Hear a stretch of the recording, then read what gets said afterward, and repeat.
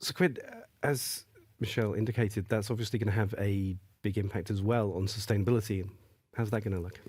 Yeah, indeed, Simon. There's a lot of sustainability gains here, but there's also a few of them to improve our well-being, actually. Let's give you an example of some simple things first. So appliances which are out there, which are in use, which can be switched automatically on and automatically off, which is a huge gain because in the end they can be programmed now to be reacting to human behavior. And this will then logically have an impact on their energy consumption. For instance, in relation to whether people are home or whether they are not at home, certain devices will automatically switch on and off. An office which is in use or not, automatically, there is some energy saving happening over there. But also, for instance, some local devices which react on whether there or not there is electricity available from a nearby energy source like solar panels. They would automatically be triggered by that energy which is then available, which is a sustainable thought, of course. The impact on well-being that I wanted to stress is especially coming from devices out there which then have an interaction between each other. For instance, say an airco unit is triggered by weather influences, triggered to start cooling, but the connection it has to the same room's solar blinds panels, which would then go down.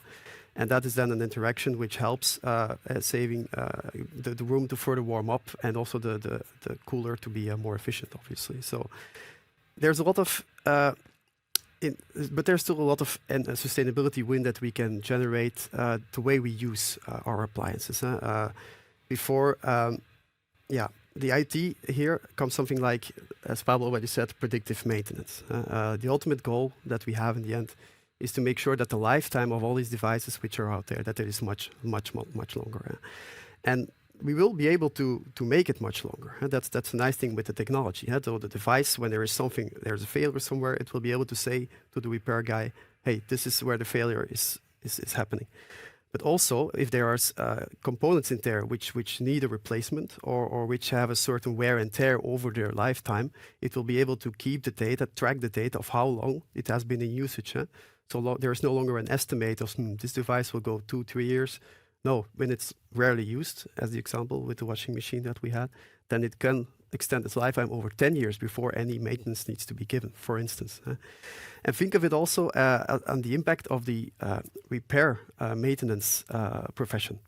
These people will now be able to organize their lives much more easy instead of driving from one broken device to another one, which often covers a great distance sometimes. Now they can be organizing their work around neighborhoods and doing all the repairability, and they will be able to smartly organize their work, which has an impact on sustainability too.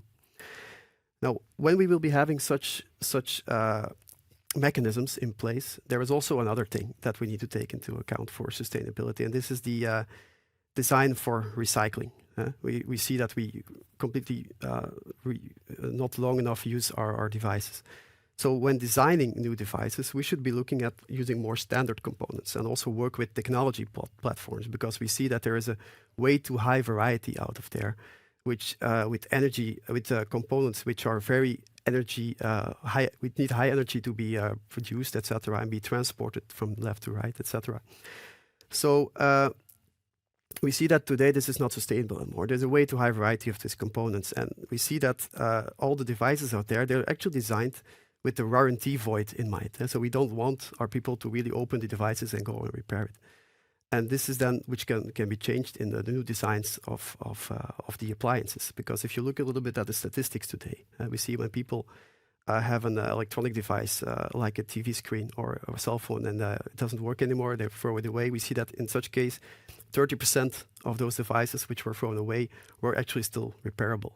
And if you then look at the smaller home domestic appliances out there, like vacuum cleaners, like cooking, coffee machines, etc., then this percentage goes even up to 40%.